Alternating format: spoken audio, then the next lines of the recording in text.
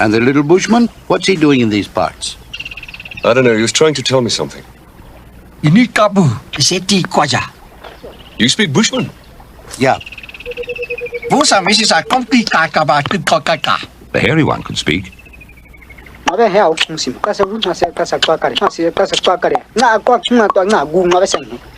Whoa! Did you hear that?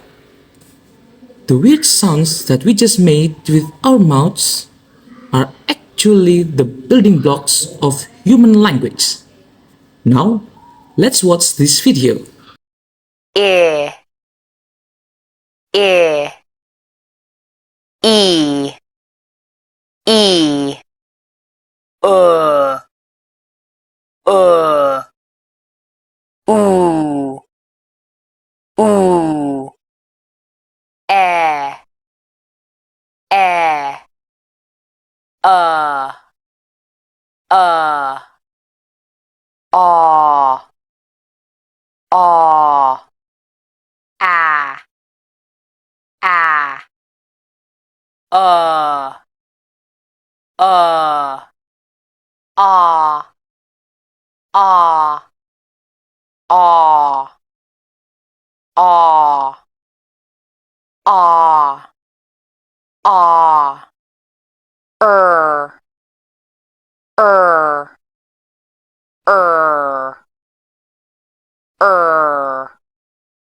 And there you go. You have watched videos all about phonetics, the scientific study of speech sounds and how we produce them using our amazing vocal equipment. Pretty cool, isn't it? Well, phonetics helps us to understand the vast diversity of sounds across thousands of languages around the world. From the clicks and pops, from the thrills and tones. The possibilities for human speech are mind-boggling when you really think about it. It also gives us insight into how kids acquire their language skills from a very young age, how sounds change over time, and even how speech recognition technology works. So, phonetics isn't just an obscure linguistics branch. It has real-world applications that impacts our lives. I still remember when I learned about phonetics for the first time. I was having a mind blown by the fact that we all have the innate ability to create such intricate sounds just using our mouths, the lips, teeth, tongue, and other parts in our mouths. It's one of those things you take for granted until you stop and analyze it. Okay, now let's dive into the key concepts and tools of phonetics that let us study and transcribe all the wonderful sounds of world languages.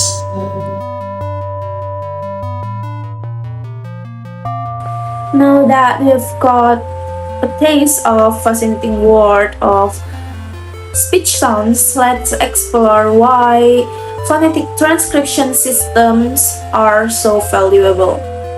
First up, these transcription systems allow linguists to analyze the sound of any language with crazy precisions. We can identify all the tiny patterns and differences that we never catch just by looking at the written form. It's also super handy for comparing how people speak across different dialects and accents of the same language. You know how people from different regions can sound pretty distinct even when they are speaking the same language, right? Phonetic transcriptions let us see exactly where those variations are happening. Oh, and get this. These systems are literal lifesavers when it comes to documenting endangered language at risk of going extinct. By transcribing the sounds, we can keep a complete record of the language for future generations.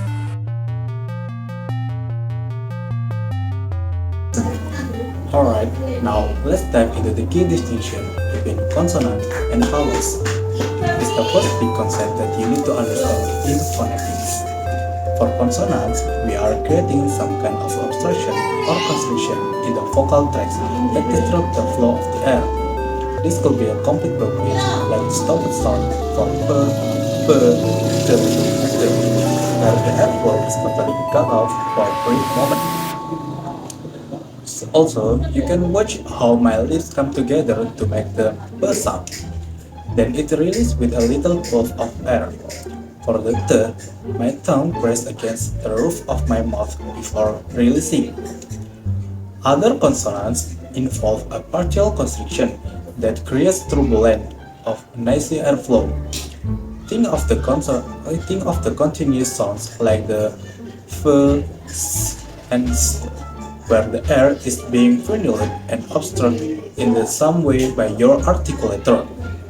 In contrast, vowels are what we call as sonants. With vowels, the vocal tract is open and the air flows out smoothly, uninhibited. The distinction between vowel sounds come down to precisely where your tongue is positioned and the shape of your lips and mouth.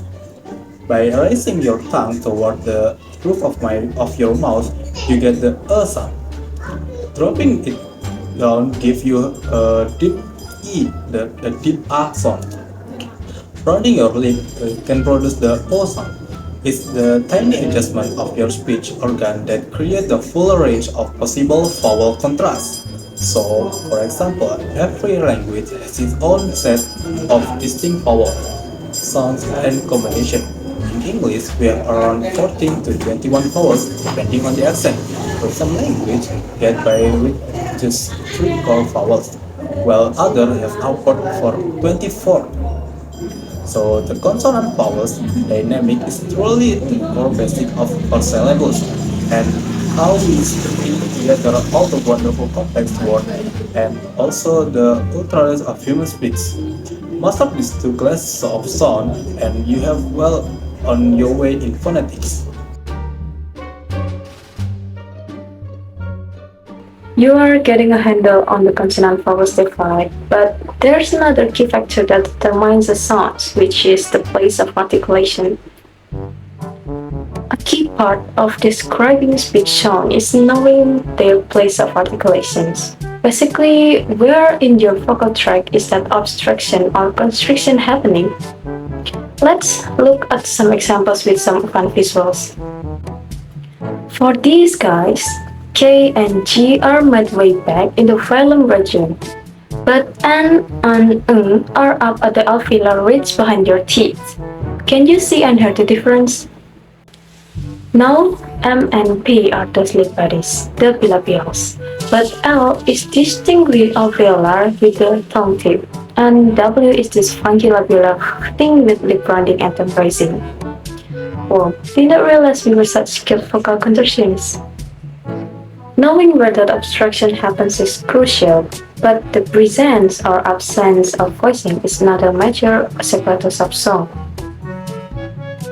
Switching gears a bit, let's talk about one of the biggest separatus between songs, which is voicing. Some consonants let those vocal cords flutter while others are just in unvoiced or airflow. Okay, spot the difference here. T is unvoiced, D is voiced, and is nasal, so it has to be voiced, but then K is also voiced, even though it's further back in the mouth. These fun little details are what make phonetics so wild. Oh, and we can't forget fricatives. These are the consonants produced by constricting the airflow to cause all that beautiful turbulence. Sibilants like S and S are classic examples. How many fricatives a language has depends on, well, the language.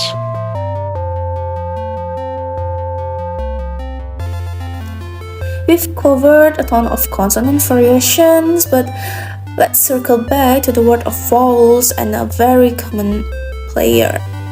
Let's give some love to the most common casual speech vowel across language, the schwa.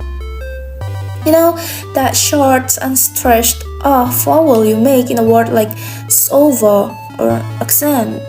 That little guy is the schwa. It's the vowel you use when you've got to make a sound but don't know what to say. Like, something like that. It's like the default vowel setting of human speech. You will hear schwa pop up all the time in rapid casual speech, no matter if it's in English, Spanish, Hindi, you name it, we all have our schwa moments. Wow, we have really went deep exploring the interaction of word speech sounds and human articulatory. From the transcription system that capture these nuances to distinguish consonant from vowels, understanding place and manners of articulation, voicing contrast, and more. I hope this gives you a newfound appreciation for the incredible complexity involved in producing all the sounds across language. The key takeaway is that the phonetics offer this amazing framework and terminology to analyze what seems so natural and effortless to us as speakers. By breaking it down, we can see just how incredible that the human vocal apparatus is as a biological instrument. We are tiny walking, talking symphony orchestra. If you think about it using just our mouth, tongue, feet, and lips, we can produce this remarkable diverse range of consonants, vowel, clicks, tones, and everything in between to encode message. It's absolutely wild. So keep listening to the world of language with the fresh ears. You might just pick up some of fascinating phonetics pattern and ones you never appreciated before. The funny squawks and chips we call speech get way more interesting when you understand what's really going on.